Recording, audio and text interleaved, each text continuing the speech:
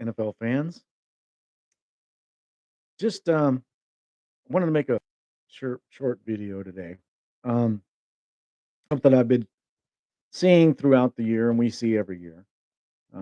Everybody picking the number one teams, and in some cases, teams that will make the Super Bowl, and in other cases, teams that are on hot streaks and that fizzle out before the year is over. I remember last year everybody was talking about the Cardinals being the team the NFL is just waited for, and it's like the team in the NFC. And boy, look out! What happened to the Cardinals? They started fizzling out after Week 10. The NFL is a long grind, and ups and downs. Teams that are hot turn cold. Teams that are cold turn hot. Um, a lot of it is injury related. Um, a lot of it is cohesiveness. Sometimes they build, get ready for the playoffs. These Some of these teams are in weak divisions. Some teams are in tough divisions. They don't make it. Um, so there's a lot of reasons why that the teams are where they're at, and why they get better, and sometimes why they get worse. So what I was going to talk about today is the Chargers, because this is a Chargers podcast. Um, what I'm wanting to do though is is to show kind of three aspects of the Chargers, or possibilities, I should say, of the Chargers. One of being a perennial super team, one of being just a team that's capable but not making it, and one just being a flat losing team. Um, it comes with the territory a lot of times when you're watching these games, that you look at the opposite team and they have either a running back that just cannot be stopped, or a wide receiver that's just, you know, just crazy good. That'll get you through a couple of games. That can win actually a couple of games. That can actually win you 3 or 4 games. Will it win you a championship? No. I've never seen it. I've never seen a one-man team where everybody is kind of mediocre to average, and you got that one super player make it to the Super Bowl. It usually takes a lot of players in that category, that not just having them on the team, but are tight, and they've got that goal, and the goal can be achieved, but you got to have leadership. The leadership comes from ownership and coaching. And sometimes, sitting on the side when we're watching the games, we don't never see it. We don't see the leadership. Sometimes it's right out there to where everybody sees it. And that can be good, it can be bad. Um, I remember, you know, that the coach, I can't remember his name. I believe he was for the Jets. Um, anyway, and the comments that he was making on TV was just, oh, they were laughing, and they were funny, and he's quick, he's witty, and all this kind of stuff. But when it came down to it, they couldn't go anywhere. Um, he was probably taking it as far as he could go with what he had, but it wasn't enough. There's a lot of reasons why teams don't make the Super Bowl. There's a lot of reasons why they do. Um, Sometimes it can be it's out of their hands. Sometimes I've seen wild plays that were called totally wrong by the referees. That can make your team go to the Super Bowl or not go to the Super Bowl. When you get to that level,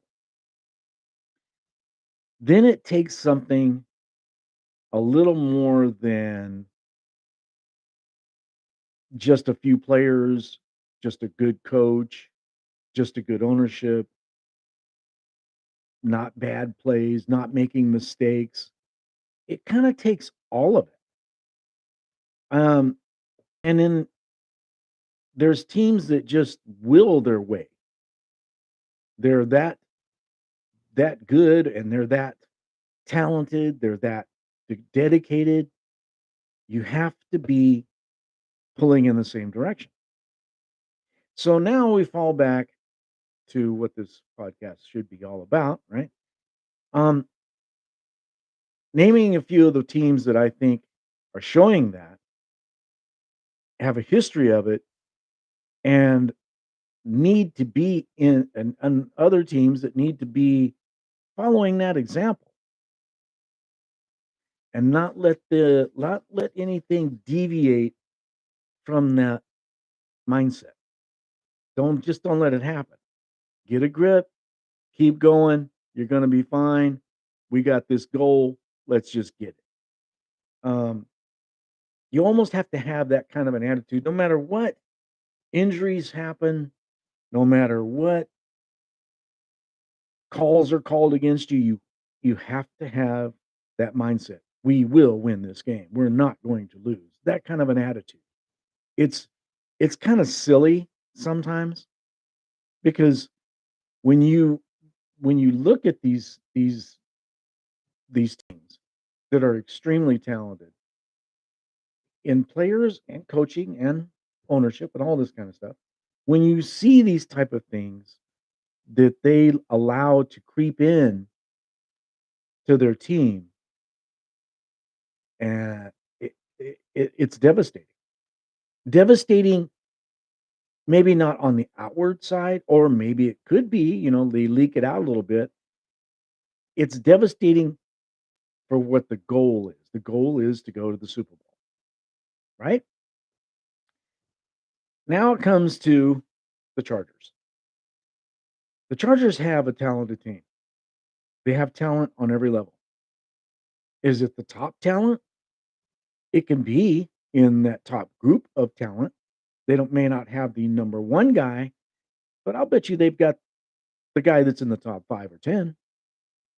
I'm talking about coach, I'm talking about ownership, I'm talking about quarterback, I'm talking about defensive back, I'm talking about linebackers. All this stuff is probably one of those things that you have to you have to think about all of it, right? So, if you look at this, I had to get his attention. That's my dog. He's starting to chew on something he shouldn't chew on. Sorry, I had to toss him the chew toy. Um, so the thing of it is, to get back on this, where are you? Where are the Chargers at?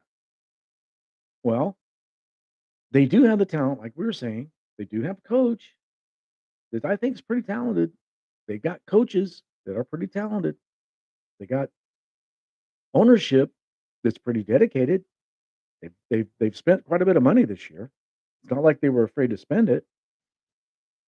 They've got players on this team that in more ways than one are in that top 5 group of NFL players, period, okay? So, if you if you take all that and you put it together, you should have a championship team, right? I mean, they should win. They should keep winning. They should be hard to beat, difficult to beat, almost impossible. In some cases, they should be, I don't know, imposing their will. Well, there's things that can derail that. And what I've seen with the Chargers, and in some cases, you have to take a step back because it'll make you mad. I know I was very upset when I watched, Staley do on some of his calls, some of the things he was allowing to happen that to me was or he caused to happen or whatever. It seemed to me was unnecessary and foolish in some cases. And then I step back and I think about, okay, what would you do? What would you do? You're playing a team you should beat. You're playing a team that you're not in control of. It's slipped a little bit out of your hands. So what can you do to put a fire under your team? To make your team play a little bit harder. Just that little bit of push. And then I got to think, okay, how is it going to look to everybody else that's watching the game? All these people with their shows and their different, media outlets that they have, ex-coaches that never won anything. Um, all this type of advice that they can give that if they think about it for a minute, like I was thinking about it, they would either do the same thing or even worse if they even thought about it to begin with. Maybe that's why they're not coaching anymore. Maybe that's why they're not playing anymore. Maybe that's why, there's a lot of reasons. So I got to thinking about this and I watched the game again with the Browns this last game. And I thought, okay, you can't stop their run. It's obvious. You got the players to stop it, can't seem to stop it. You've got an offense that should be able to score a lot more than they're scoring. So what can you do to push them? You have to push them. They're not pushing themselves quite enough. So you're going to have to do something. What can you do? Well, you have to create a situation. And if everything falls in line, the situation will be there for you. Then it takes everybody working on the same page. Everything has to work kind of together. And you have to have a break or two sometimes for this to actually mature. Excuse me. So as I was watching that game, I noticed that there was a couple of times that Staley's way of coaching, going for it on fourth down, that kind of a thing, was was doing that. The guy is a little bit more in tune with his team than we think we are. Than the team is. Um, he he kind of pushed a button trying to get the team to do something, trying to get the team to be activated in that upper level that all these teams that I'll mention here that are doing it, no second thought to do it. But when you're struggling to win, sometimes you have to shake the tree. Sometimes you have to just, hey, let's do this. Let's get it to going. It worked. They won the game. It didn't work the way he intended it to work, but it ended up working. It didn't cost you to do what he did. By that, I mean not punting the ball at the end of the game. They didn't lose the game. They won it. So you got by with trying it, didn't quite work the way you wanted it to, but the end result was okay. You ended up getting by with it. And What do you do when all the media is out of the room? How do you get the team to understand that was your goal? Not to be crazy, not to do something that nobody else would do just to get more television time. That wasn't the reason. Not to be an idiot. That's what some people have called Coach Staley. Um, it was there was an actual reason for it, and now I know what it is. They're wanting to get this team. He's wanting to get this team to that level, and how you get them there sometimes requires a whole lot of work, a whole lot of chances that you have to take. Sometimes it's good chances, sometimes it's not so good. Sometimes it's tough, sometimes it's on the edge, cutting edge. Excuse me. So, phew, wow. Let's sneeze and cough. Um, so you got to look at it that way. This team is trying to get to that level of super confidence, super hard to beat. Let's let's get this team into that upper echelon and not look back. And the way I see it, that was one way he was trying to do it. And he's tried to do it a couple of times this year. When you're blown out in a game, sometimes, sometimes, if you let your players take the defeat together, they're stronger. They become stronger for it. The thing with with Herbert playing in that game that was a blowout against Jacksonville, um, that was another moment that Staley thought, okay, if he gets hurt, we're done. Really hurt. However, how much of a pick me up is this going to be for the rest of the team? If he is the leader, I want him to be the leader. He's not very vocal, so how can I make him be the leader? Leave him out there when you're getting trounced.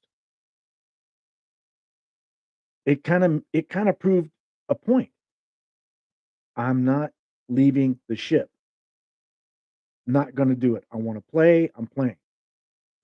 The players see this. So that's another step. It's a rough step. It's a tough love step, and it's a step that a lot of coaches wouldn't do. But there's a lot of coaches that's never made it to the Super Bowl too. A lot of them. And sometimes you have to do this odd way of coaching to make it work. At least you have to try it. And I believe that's what Staley is doing. Um, this team is too talented to be a losing team, to not make the playoffs, to barely make the playoffs, to lose in the playoffs, to not make the Super Bowl. And I think he sees that. Yeah, we're missing players, definitely. There's some players there that really, really are needed. Hopefully, we get them back pretty soon. Keenan Allen is a big part of the team. Keenan Allen also, I think, needed to be talked to, and I think they had that heart to heart after the Cleveland game of, "Hey, I'm the coach, you're the player. There's a reason why I did what I did. You weren't there to understand why. If he'd have been there, he would have understood why. He would have been out there playing, trying to get 2 yards, 3 yards, whatever it was, to get a first down to end the game. And he probably would have got the ball, knowing Keenan. So you can't let your emotions get too far away from you. I don't think I don't think that he quite got it because of that. I think he does now. I think he realizes, yeah, I would have been right there with you. If I would have been there, I would have been wanting to go on the field. Let's end this game. So you got to instill this all the time. This is a tough thing to do. You don't have one or two guys. You got 53-man roster. You've got a lot of guys there that you've got to keep that going. So, and teams that have it, people that don't really question the coach, Sean McDermott, pretty good coach. He's got his team rolling pretty good. They're not undefeated. They lost a game. Nobody's talking about them not making the playoffs. The Buffalo Bills are one of those teams that highly talented, very well coached, ownership is solid, and they're on their way to try to get to that Super Bowl and believe they can get there. Kansas City Chiefs. Andy Reid. You're not going to get much of a more knowledgeable coach than Andy Reid. Um, he will beat you on the ground, in the air. He will beat you digging a hole, like a mole and get to the other side. He will do whatever it takes. If you need him to coach your team, and he's got the talent, and he's got the ownership, he's already proven what he can do by winning a Super Bowl. So,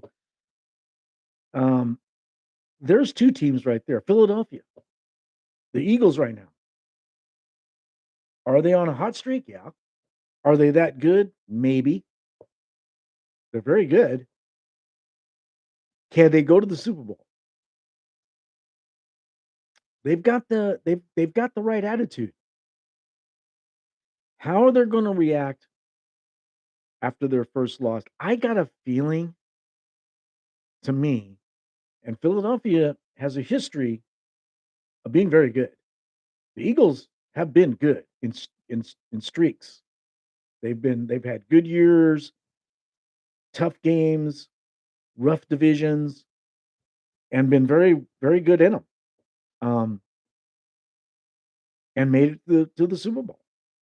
So, um, what I see more with the Eagles right now of what we saw in the Cardinals last year. Now, injuries hurt the Cardinals last year a little bit, but they just fell apart after week 10 last year, the Cardinals. I kinda I have a horrible feeling that's what's gonna happen to the Eagles. I hope not. That's a good team, and it would be good to see them in the playoffs, and it would be really good to see them in the Super Bowl. I'm sure Philly fans feel that way. But I see a little bit of what happened with the Cardinals. Kind of the same thing. You gotta, you know, you gotta look at everything that as it's going and the potential of everything as it's moving forward. And I just see a little bit of a flaw there that could hurt them really bad. Um, hopefully not. Hurts is a really good quarterback, but he he gets hit too much, and he's very young, and he's not a big guy. How he can take these kind of hits is what worries me with that team. Because you take Hurts out of the equation, that team's totally different. Um, it's kind of that way with the Chargers. You take, Herbert off the team, we're done. So there's certain players you can't be without. and your leader is one of them. Your quarterback is one of them. You can have a mediocre offense, kind of like what the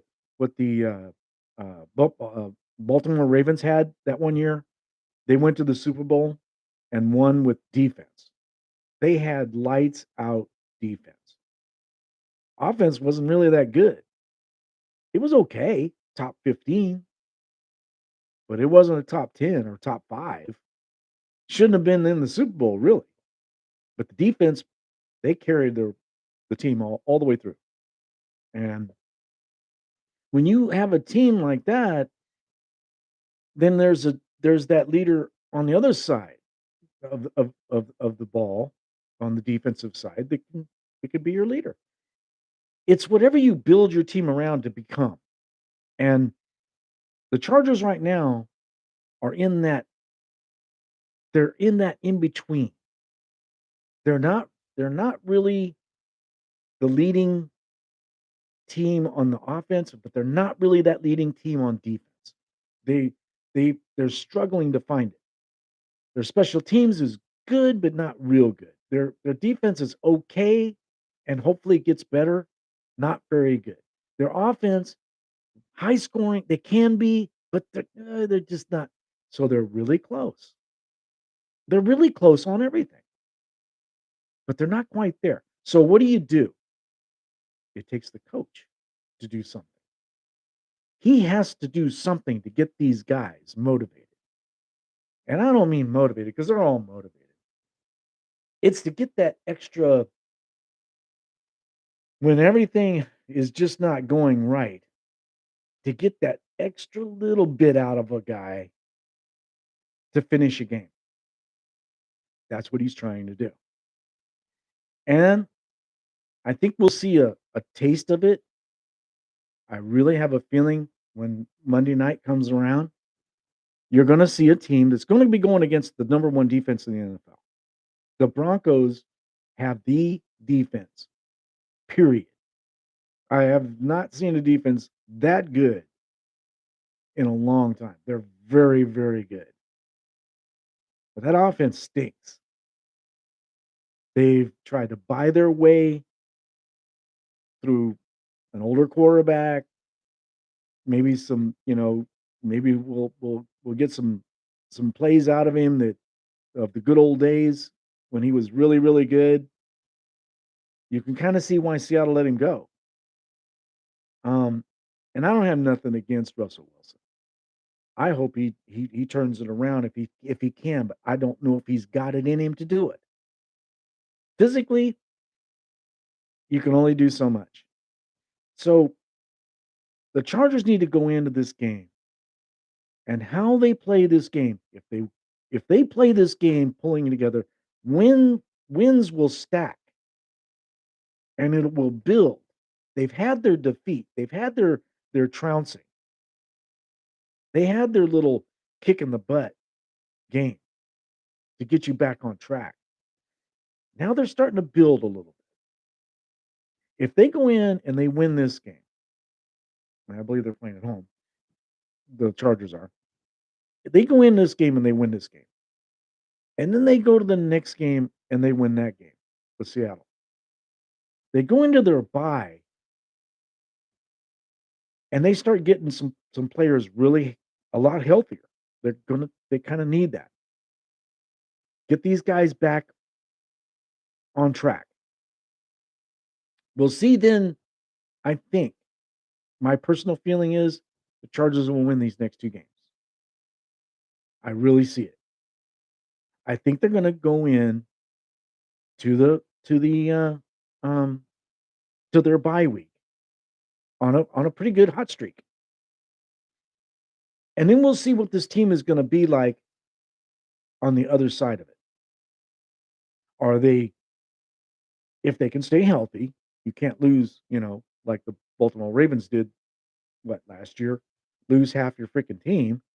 Um, but if they can stay somewhat healthy, they're gonna be a team to reckon with. And the better that Herbert feels, the healthier he gets, the better this team is going to be.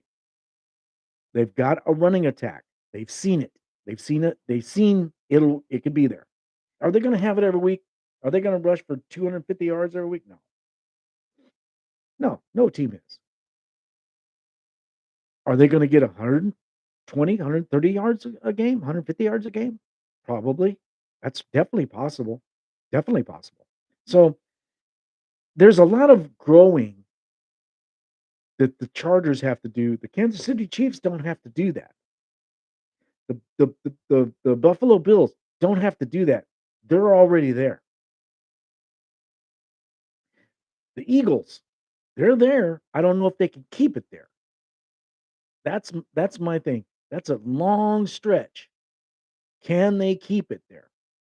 That's the thing I got a question about with the Eagles. They're good. Very good. How far can they go with it? We've already seen the Chiefs can do it year after year after year. We've already seen the Bills can do it now that they've got Josh Allen year after year. So this is good. Now's the test for the Chargers. Can you get to that point? You almost made the playoffs. Just last year. It's time to put up or shut up. So how are they going to react? How can this team go now to that next step? It's going to be fun to watch. I really believe they're going to do it. I got a lot of feeling that this coach kind of knows his team better than these people that do make all their little comments and stuff on TV and everything. He knows his team a little better than they do. I think he had I may be putting too much thought into it, but I really believe he had a goal that he was trying to reach in mind when he's making these decisions. There's a reason. And I think I figured out that reason. He wants to get to that next step. And the only way you can get to that next step is you have to push your players. You have to push your players. You have to push your coaches. And that's what he's doing in his own way. It may not be the way I do it because I'm not a head coach. It may not be the way any these other guys would do it, but it's the way he's doing it. So I'm going to give him some. For me, if I was the owner, I'd give him time to do it. Okay, if this works and does what you're trying to do, when it gets on the other side of that bye week, this team could be hell to play. It might be coming, Charger fans. It might be coming. All right, well, that's it for today. I hope you guys enjoy your weekend. Um, I've got a lot of stuff to do, but um, the games that are going to be on TV are going to be fantastic. I'll be making my predictions here on the games I most want to see. I've been doing that now. I think it's better. I like it better. Um, rather than picking games that I'm not really thinking is going to be that watched anyway. Uh, but some of these games are in the NFL. The Chiefs Bills game.